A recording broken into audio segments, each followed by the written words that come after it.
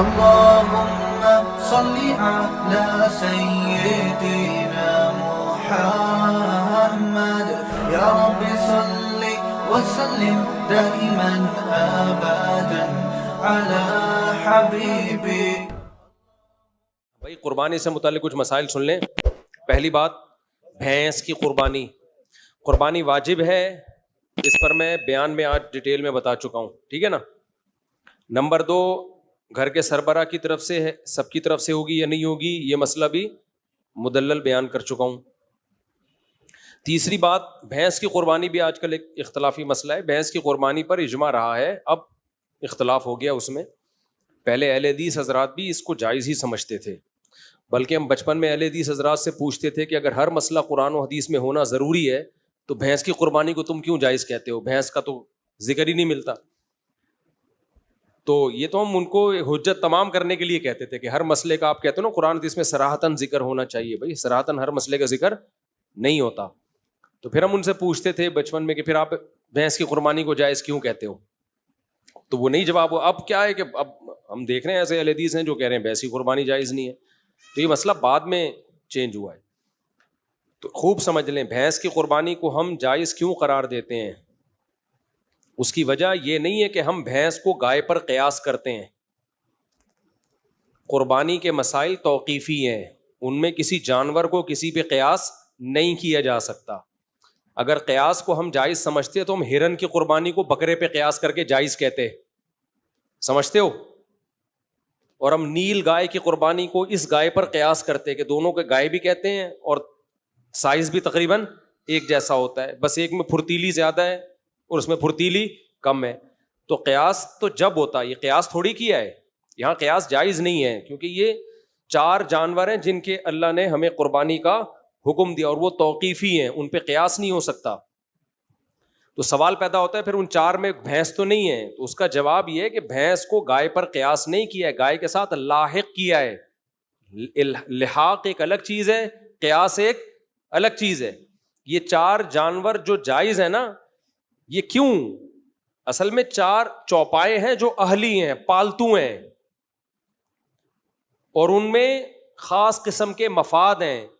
تو اس معنی میں بھینس اور گائے ایک ہی چیز ہیں، اس کے بھی وہی مقاصد ہیں جو گائے کے مقاصد ہوتے ہیں، اور وہ بھی گھریلو ہے، وحشی جانور نہیں ہے.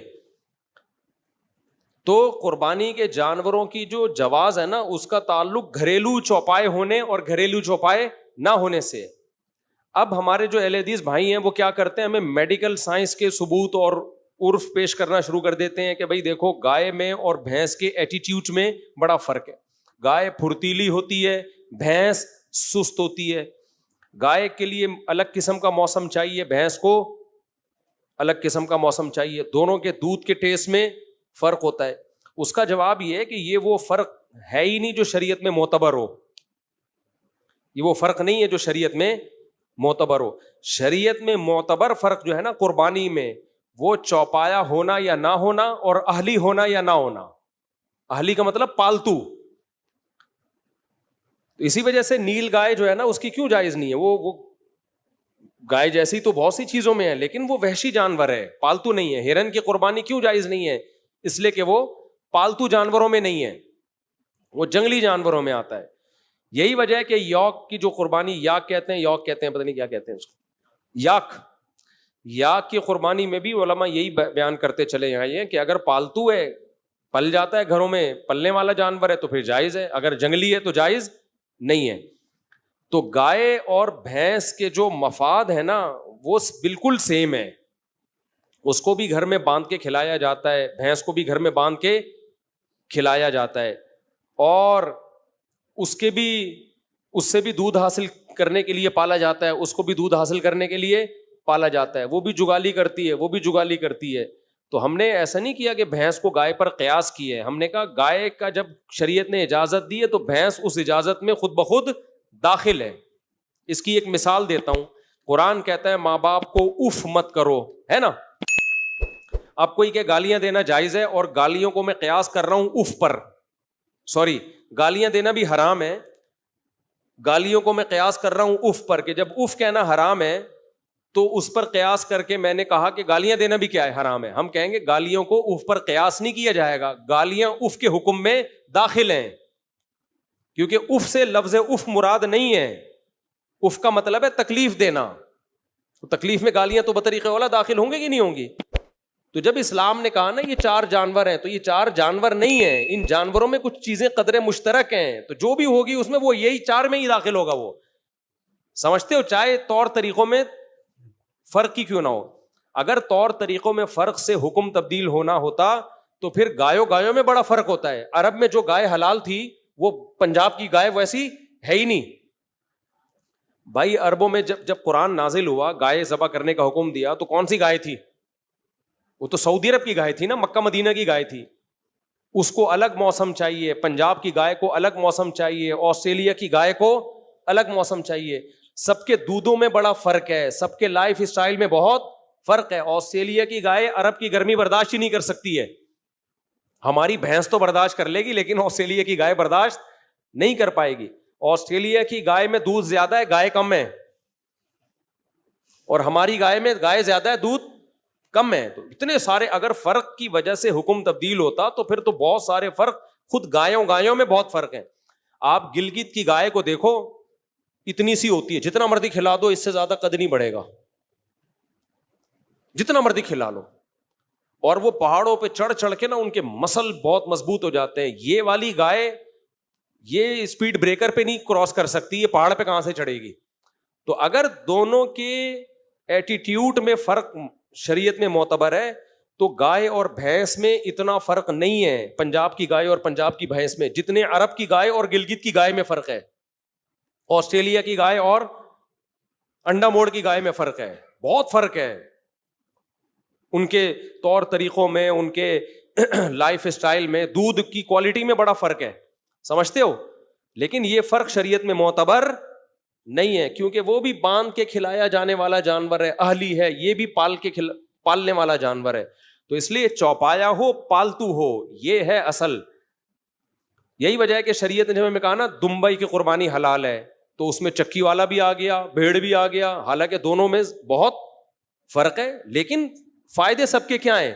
چکی ہونے نہ ہونے سے وہ چوپایوں کی فہرست سے بھی نہیں نکلے اور پالتو ہونے کی فہرست سے بھی نہیں نکلے. حالانکہ چکی والا دمبا اور بغیر چکی والا, پنجاب کا کجلا اور کراچی کا دمبا بہت زمین آسمان کا فرق ہے اس میں. کجلا بالکل ہی ایک الگ چیز ہے, اینکی اور بغیر اینکی بڑے فرق ہیں, قیمتوں میں بڑا فرق ہے, گوشت کے ذائقوں میں بڑا فرق ہے. لیکن کیا ہے, چوپائے سب ہیں اور پالتو سب ہیں. تو یہ فرق شریعت نے معتبر نہیں. عربوں میں جو دمبے ہوتے تھے ہو سکتا ہے وہ پنجاب میں ہوتے ہی نہ ہو, وہ والے دمبے اب ہو گئے ہوں, پہلے نہ ہوتے ہوں. لیکن جب دمبا ہے تو چوپایا ہے اور گھریلو ہے, تو پھر ان فرق کا شریعت میں اعتبار نہیں ہے. اس لیے ہمارے نزدیک بالکل وہی گائے کی بھینس کی قربانی میں اجر ہے جو گائے کی قربانی میں اجر ہے. سمجھتے ہو, بیل کاٹو بھینس کاٹو کوئی فرق نہیں ہے. بلکہ بھینسا اس لحاظ سے زیادہ بہتر ہے کہ ماہرین جو حکیم ہیں, جو غذاؤں کے ماہر ہوتے ہیں, وہ حکیم کہتے ہیں کہ بھینس کے گوشت میں فائدے گائے کے گوشت سے زیادہ ہیں, اس میں فیٹ بھی کم ہوتا ہے, اور اکنومیکلی بھی آپ کو وہ اس لیے سستا پڑتا ہے کہ اس میں گوشت نکلتا بہت ہے. سمجھتے ہو, کٹا جو ہے نا, کٹے کو تو بولتے ہی, کسی موٹے آدمی کو کٹا تو بولتے ہیں, بھینسا ہی تو بولتے ہیں اس کو. تو اس میں گوشت بھی زیادہ ہے, اس کے گوشت میں بادی پن بھی کم ہے.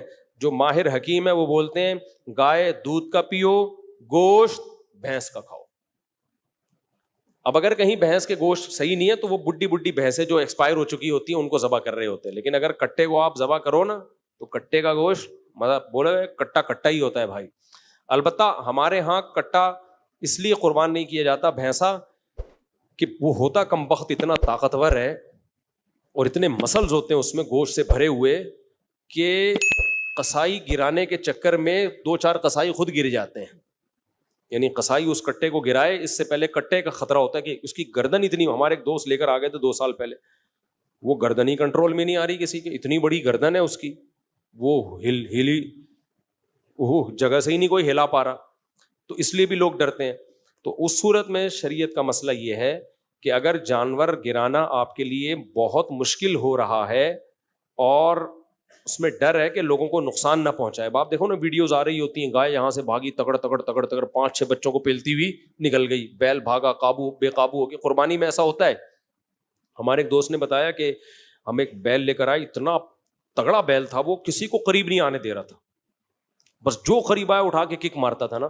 تو کہہ رہے ہیں بڑا ایکسپرٹ کسائی لے کر آئے, کسائی شو بھی بہت مارتے ہیں آج کل نا. تو کہہ رہے ہیں ہم نے ان کو بولا کہ بھائی یہ بہت خطرناک بیل ہے, اس کو ذرا احتیاط. اس نے کہا ابے جا, ہم بڑے بڑے بیلوں کو ہم نے گرایا, یہ کس کھیت کی مولی ہے. تو وہ مجھے کہنے لگے میں نے اس کو بہت سمجھایا یار تھوڑا احتیاط سے قریب. اس نے کہا ابے جا. کہہ رہے ہیں یہ بات ہو رہی ہے, میں نے دیکھا کسائی نظر نہیں آ رہا, بیل کے قریب گیا نا رسا وسا کھولنے ذبح کرنے کے لیے. کہہ رہے ہیں میں نے کہا پتہ نہیں, دیکھا وہ ادھر پڑا ہوا ہے. کہہ رہے ہیں باتوں باتوں میں بیل نے گھما کے جو فلائنگ کک ماری ہے نا, پتہ ہی, اور کک مار کے بیل ایسے کھڑا ہوا ہے جیسے کچھ ہوا ہی نہیں. اس کا روز کا کام ہے, ڈیلی کا کام ہے. کہہ رہے میں دیکھ رہا ہوں وہ قصائی وہاں پڑا ہوا ہے. تو فنڈر گیری اچھی نہیں ہوتی. تو ایسا کوئی ڈینجرس قسم کا خطرناک قسم کا بیل ہو تو پہلا کام یہ کر سکتے ہیں, بجائے تماشا محلے میں بنانے کے نا, وہ بھاگ رہا ہے, رسے توڑ رہا ہے, 5-6 بندوں کو اٹھا کے پٹک رہا ہے, تو ایسے موقع پہ بہتر یہ ہے کہ 2 دھاری چھری لے کے نا اس کی گردن پہ کھڑے کھڑے ہی اس کو مار دیں گردن. سمجھتے ہو 2 دھاری چھری کیا ہوتی ہے, آرام سے گھس جاتی ہے وہ.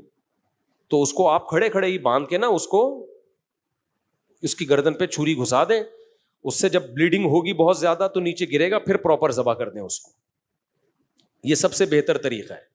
لوگ شوٹ کرتے ہیں گولی سے شوٹ کرنے کے بجائے اس طرح سے کریں, کیونکہ اس میں بلیڈنگ زیادہ ہے. جانور حلال کرنے کا ایک بڑا مقصد ہے اس کا خون جسم سے باہر نکل جائے, تو گولی میں وہ کام پراپر وے میں ہوتا نہیں اور تکلیف بھی زیادہ ہوتی ہے جانور کو. دوسرا آپشن پھر یہ ہے کہ اگر وہ قابو میں نہیں آ رہا ہے آپ کے, بھاگ رہا ہے ادھر ادھر, اور تو پھر شوٹ بھی کیا جا سکتا ہے اس کو. تو اس کو گولی سے شوٹ کریں, لیکن وہ گولی کا شوٹ سے اگر مر گیا تو حلال نہیں ہوگا. جب گر جائے پھر جا کے اس کو ذبح کر دیں. البتہ گولی اگر دھاری دار ہے, دھاری کا مطلب بلیڈ ہے اس کے آگے, تو پھر بسم اللہ اللہ اوپر پڑھ کے اگر آپ نے گولی چلائی اور وہ دھار لگ گئی اس کے اندر, تو بھی گرے گا تو آپ پر ذبح کرنا واجب ہے. لیکن آپ کے پہنچنے سے پہلے اگر مر گیا تو پھر حلال ہے وہ. سمجھتے ہو, تیر کا شکار ہو گیا یا گولی کا ہو گیا, تو گولی اگر نوک والی دھار والی ہے, کلاشن کوف کی یا ٹی کی گولی نوک والی نہیں ہوتی, آگے سے نوک تو ہوتی ہے مگر دھار نہیں ہوتی اس کی, بالکل ایسے سوئی ہو نا, بالکل گھب جائے, اس طرح سے تو پھر حلال ہوگا, ورنہ حلال نہیں ہوگا. تو جانور اگر قابو میں نہیں آ رہا ہے تو پھر اس کو قابو میں لانے کے لیے یہ ہیلا اور طریقہ اختیار کیا جا سکتا ہے. لوگ کہتے ہیں ظلم ہوگا جانور کے اوپر. او بھائی, وہ جو ظلم کر رہا ہے آپ کے اوپر, آپ اس کو قربان کرنے کے لیے لائے تھے اور اس نے گلی محلے کے 5-6 بچے قربان کر دیے. یہ کون سا کوئی ٹانگ لے کے بیٹھا ہوا ہے, کوئی گھٹنا لے کے بیٹھا ہوا ہے. بقرعید میں یہی رپورٹیں آ رہی ہوتی ہیں, پھر یوٹیوب پہ اتنی ویڈیوز آئی ہوئی ہوتی ہیں. وہ ایک تو میں نے دیکھی, اونٹ کو ذبح کرنے جا رہے ہیں, اونٹ نے یہاں سے اٹھایا اس کو, ادھر سے اٹھا کے نا لٹکا کے ادھر لے جا کے رکھ دیا. بڑا تمیز کا اونٹ تھا وہ. میں نے کہ اس اونٹ کو سلام ہے, کچھ بھی نہیں کیا, یوں اٹھایا اس کی اوقات دکھانے کے لیے نا, کہ 2 ٹکے کے آدمی نہیں ہے, تو میرے کو حلال کرنے آیا. یوں اٹھا کے بندہ یہاں رکھ دیا. اب وہ اگر سر سے ہی پکڑ لیتا تو رکھ تو دیتا, رکھ تو پھر بھی دینا تھا, کھانا اونٹ گوشت تھوڑی کھاتا ہے, رکھ دینا تھا. مگر وہ بیچارہ پھر کہیں رکھنے کے قابل رہتا نہیں, اس کو صرف قبر میں ہی رکھا جاتا. وہ تو شکر ہے یہاں سے اٹھایا. تو اتنا یہ اس ٹائپ کی چیزیں ہو رہی ہیں, تو ایسے موقع پہ شریعت کی سہولت سے فائدہ اٹھانا چاہیے. تو ایسا کوئی تگڑا جانور ہے قابو میں نہیں آ رہا تو تماشے نہ بناؤ بھائی. گلی محلے میں لوگوں کی چیزیں ٹوٹ رہی ہیں, پھوٹ رہی ہیں, مر رہے ہیں لوگ, تو پھر تماشا بنتا ہے, دیکھو یہ مسلمان لوگ کیا کر رہے ہیں. تو ایسے موقع پہ اس کا فائدہ اٹھایا جائے کہ شریعت کی گنجائش سے. ایک بات تو یہ ہو گئی. دوسری بات, دیکھو نبی صلی اللہ علیہ وسلم نے فرمایا, میرے اس جو قربانی کے مسائل میں بتا رہا ہوں اس کو زیادہ سے زیادہ وائرل کریں اس کلپ کو, یہ بہت اہم مسائل ہیں کیونکہ لوگ ان میں کوتاہیاں کرتے ہیں. دوسرا مسئلہ, یہ جو میرا چینل ہے اسپیچز, اس پہ بھی تھوڑی دیر میں اپلوڈ ہو جائے گا, یہ ابھی تھوڑی دیر میں ہی ہو جائے گا اپلوڈ, تو آدھے گھنٹے بعد انشاءاللہ جیسے ہی ختم ہوگا اپلوڈ ہو جائے گا یہ. تو آپ لوگ اس کو پھیلائیں زیادہ سے زیادہ, کیونکہ یہ دوسرا مسئلہ پہلے سے بھی زیادہ اہم ہے. وہ مسئلہ یہ ہے, نبی صلی اللہ علیہ وسلم کی صحیح حدیث ہے کہ جس نے راستے سے تکلیف دہ چیز نہیں ہٹائی, آپ جا رہے تھے کوئی گندگی پڑی ہوئی تھی, آپ نے نہیں ہٹائی, نبی نے فرمایا یہ ایمان کا سب سے آخری درجہ ہے. اگر یہ بھی نہیں کیا نا تو حدیث کا مفہوم کیا ہوا کہ آپ ایمان کے آخری درجے پہ بھی نہیں. کوئی کانٹا پڑا ہوا ہے, کوئی گٹر کا ڈھکن کھلا ہوا ہے, آپ رکھ نہیں رہے, کوئی گندگی پڑی ہوئی ہے, گوبر شوبر پڑا ہوا ہے, آپ ہٹا سکتے ہو لیکن آپ نہیں, لوگوں کے پاؤں آتے رہے اس کے اندر, بدبو آتی رہے, اتنا بھی اگر آپ نے نہیں کیا تو حدیث کے مطابق ایمان کا آخری درجہ یعنی انسانیت کی انتہا ہے, پھر یہ آخری درجے پہ بھی نہیں ہو. سوچو, جو تکلیف دہ چیز نہیں ہٹاتا وہ مسلمان نہیں ہے, تو وہ کیسے ہو سکتا ہے جو تکلیف دہ چیز پھینکے, جو تکلیف دہ چیز پھینکے گلی محلے میں, اور ایسا پھینکے کہ صرف ایک آدمی کو تکلیف نہیں ہو رہی, پورا محلے کو تکلیف ہو رہی ہے. قربانی کے اگلے دن اور دوسرے تیسرے دن آپ حال دیکھا کرو کراچی کا کیا بن جاتا ہے. پہلے گندگی کم ہے, اتنی بدبو, کچھ لوگوں کو تو الٹیاں لگ جاتی ہیں, وہ بقرعید کے دنوں میں بھاگ جاتے ہیں شہر چھوڑ کے, وہ کہتے ہیں یار ہم افورڈ نہیں کر سکتے. اتنی غلاظت, اتنی گندگیاں, خون کی بدبو, اوجڑیاں, چھیچڑے, کوؤں کے بلیوں کی عید ہوتی ہے اصل میں, انسانوں کی نہیں ہوتی, اتنی گندگی. او بھائی جب آپ جانور لے کر آئے ہو, اس کو ذبح کر کے اس کی آلائش کو ایک کسی ٹھکانے لگانا یہ بھی آپ کی ذمہ داری ہے. گورنمنٹ کی ہے لیکن گورنمنٹ پوری کرے نہ کرے وہ اس کا ہیڈ ایک ہے, آپ کی بھی ذمہ داری ہے یہ. آپ خود نہیں کر سکتے, کسی کو پیسے دے کے یہ کام کروائیں. آپ کہہ سکتے ہو پیسے کہاں سے لائیں, تو جانور کہاں سے لے آئے, وہ کیا کسی نے زکات میں دیا ہے آپ کو؟ قربانی غریبوں پہ لازم نہیں ہے, مالداروں پہ لازم ہے. تو جس کمبخت مالدار کے پاس گلی کو صاف کرانے کے پیسے نہیں ہے نا, وہ کمبخت مالدار کے پاس قربانی کے پیسے کہاں سے آ گئے؟ نہیں آئی میرا خیال ہے بات. اگر آپ کے پاس گلی کو صاف کرانے کے, اپنے گھر کا باہر جہاں جہاں جانور نے گوبر کیا ہے, جہاں جہاں اس کی آلائشیں, خون وون پڑا ہوا ہے, یہ جو خون گرتا ہے نا 2-3 دن کے بعد سڑتا بھی ہے, اس میں بدبو آتی ہے بہت خطرناک قسم کی. اگر آپ کے پاس پیسے نہیں ہیں اس کو صاف کرانے کے, خود کرو یا کسی سے کرواؤ, نہیں ہے تو آپ قربانی مت کرو. سمجھتے ہو؟ دیکھو میں پچھلے سال اونٹ لے کر, میں شو مارنے کے لیے یہ باتیں نہیں کر رہا, موٹیویشن کے لیے کہہ رہا ہوں. میں اونٹ لے کر آیا تھا پچھلے سال, گلی میں ہم نے نہر کیا اس کو. اب جب میں نے نہر کیا ہے, میں نے قصائی سے بولا تھا کہ ایک بوٹی بھی, ایک چھیچڑا, ایک خون کا نشان بھی مجھے گلی میں نظر آیا نا 2 گھنٹے کے بعد, ایسی کی تیسی. یہ اونٹ کی جگہ کھونٹے پہ کون بندھا ہوا ہوگا؟ آپ بندھے ہوئے ہوگے. آپ پیسے زیادہ لے لو لیکن صفائی پوری ہو, اور پیسے پورے نہ پکڑائیں. قصائی یہ کام نہیں کرتا تو کوئی جمعدار سے کام لیں. آپ گلی محلے میں ہوتے ہیں, سوئیپر گھوم رہے ہوتے ہیں. ہم نے, مجھے یاد ہے قصائی سے نہیں کسی سوئیپر سے کام لیا تھا. قصائی تو کر کے چلا گیا. تو ہم نے جب گوشت ووشت تقسیم کر دیا, اس کے بعد میں نے سوئیپر سے کہا ٹائم بتا کتنا ٹائم لے گا, کیونکہ سوئیپر کیا کرتے ہیں, کچھ پڑا ہوا ہے کچھ نہیں پڑا ہوا. سر وہ میں کل آ کے کر دوں گا, پرسوں آ کے کر. جو ٹائم باؤنڈ کام نہیں ہوتا نا وہ کبھی بھی نہیں ہوتا. اس سے ہم نے مضبوط ایگریمنٹ لیا. میں نے کہا تیرے 1500 بنتے ہیں, میں تجھے 3000 روپے دوں گا. جب آپ اتنا بڑا اونٹ لے کر آئے ہو تو آپ پیسے بھی تو دے سکتے ہو نا. میں نے کہا میں تجھے 1.5, وہ کہہ رہا تھا 1500 دے دو. میں نے کہا 1.5 نہیں, ہم تمہیں کتنے دیں گے؟ بولو 3000. کنجوسی جو ہے نا بری چیز ہے. وہ کام بھی تو آپ اس سے دبا کے لے رہے ہو نا. وہ کہہ رہا ہے 1500, میں نے کہا میں 3000 دوں گا. لوگ کیا کہہ رہے تھے, 1.5 نہیں, میں تجھے 750 دوں گا, میں تجھے 750 دوں گا. چل 850 نہیں, 5 روپے اور بڑھا لے, پھر کام بھی ایسا ہی ہوگا.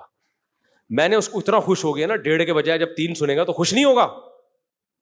میں نے کہا 1.5 کے بجائے تو 3 لے لے, لیکن 1 گھنٹے بعد ایک چھیچڑا نظر آیا نا, چھیچڑا, اچھا نہیں ہوگا بتا رہا ہوں میں.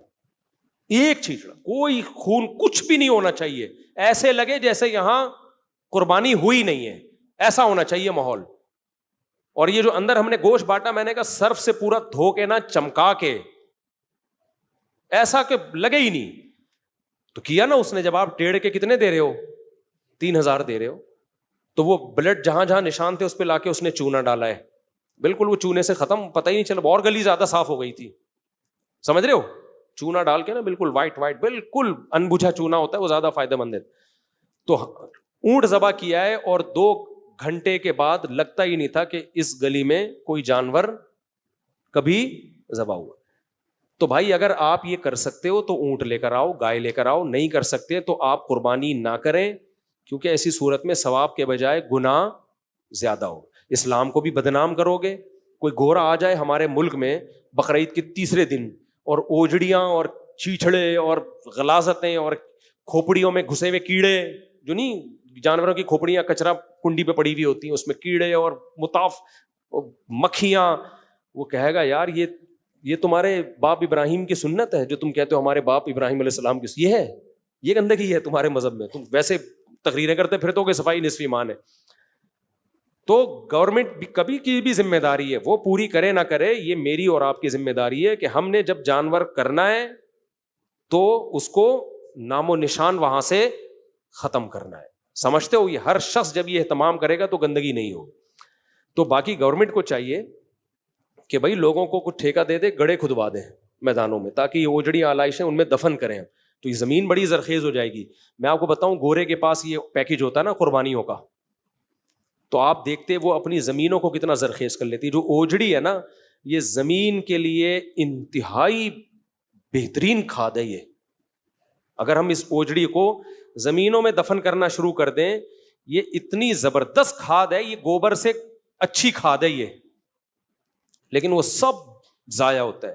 کسی چیز کو ٹھکانے, چائنا میں آپ ایک بوتل پھینکے نا پانی کی, فوراً کوئی اٹھا کے ریسائکل کے لیے لے جائے گا اس کو. وہ بوتلوں کی قدر کر رہے ہیں, حالانکہ ارب پتی ملک ہے وہ, اور ہم غریب ملک ہیں. ہم اوجڑیوں کو ٹھکانے نہیں لگا رہے, جس سے ہم اپنی زمین کو کس قدر زرخیز بنا سکتے ہیں. پھر ان کی اس سے دوائیاں بنتی ہیں, اوجڑی کی جو کھال ہے اس سے میڈیسن بنتی ہے. پہلے تو بکتی تھی یہ اوجڑیاں. تو گورنمنٹ تو اگر چاہے تو بہت کچھ کر سکتی ہے, لیکن گورنمنٹ اپنی ذمہ داری پوری نہ کرے, ہم کرے نہ کرے وہ اس کا ہیڈ ایک ہے. ہم تو اپنی ذمہ داری پوری کریں نا. تو اس لیے ان آلائشوں کو ٹھکانے لگانا کس کی ذمہ داری ہے؟ ہماری. اگر نہیں لگایا قربانی کا اجر ضائع ہو سکتا ہے. گندگی جو نبی نے کچا پیاز کھا کے مسجد میں آنے سے منع کیا ہے, تو جس مذہب میں بدبو اتنی بری چیز ہو, کچے پیاز کی بدبو برداشت نہ ہو رہی ہو, وہ قربانی کی اوجڑیاں اور سڑے ہوئے جو گوشت کے چھیچڑے پڑے ہوئے ہوتے ہیں وہ برداشت ہو جائے گا؟ تو نبی صلی اللہ علیہ وسلم ہمارے دور میں ہوتے تو کیا کس قدر غضبناک ہوتے.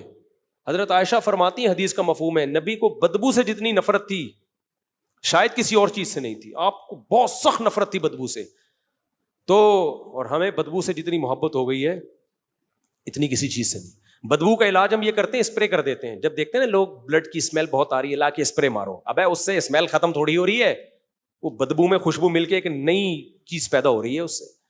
خوشبو کا مطلب تو ہوتا ہے پہلے نہا کے صاف ہو جاؤ پھر خوشبو لگاؤ. پسینے کی بدبو کو چھپانے کے لیے خوشبو لگاؤ گے, وہ بات تھوڑی ہوگی. ایسے تو تھوڑے دنوں میں تم عجیب سی چیز بن جاؤ گے. تو یہ بات سمجھ میں آ رہی ہے. اس کلپ کو زیادہ سے زیادہ پھیلائیں, وائرل کریں, کہ صفائی ستھرائی کا خیال کریں بہت زیادہ.